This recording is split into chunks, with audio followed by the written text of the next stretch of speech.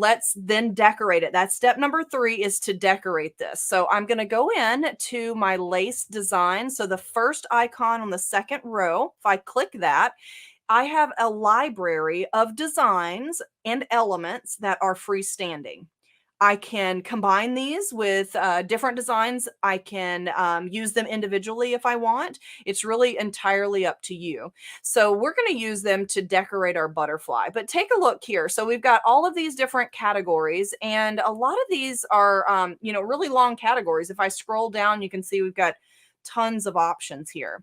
So this dark design is actually a full lace element, and all of these individual pieces are the design elements that make up this one large piece. So what we've done here is given you all of these elements so that you can build your own if you prefer. But there are some really cool designs in these categories. I'll just choose one to show you, like this particular design, or we'll do this one.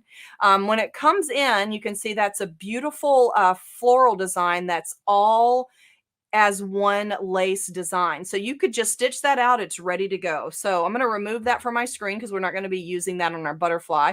But I want to point out these elements here. If you select those separately and open them up, you will recognize that they're parts of this design. So that's the difference in the colors here. Okay, so now let's choose a few elements to put on our butterfly.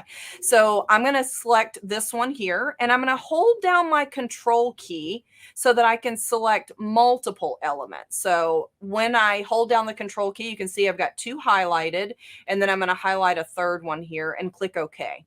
I like to put several elements on my workspace because this program is kind of like putting a puzzle together. I like to select elements that I think will work in my design, and then I play with them, I position them. If they don't work for what I need, I can just delete them and go add more.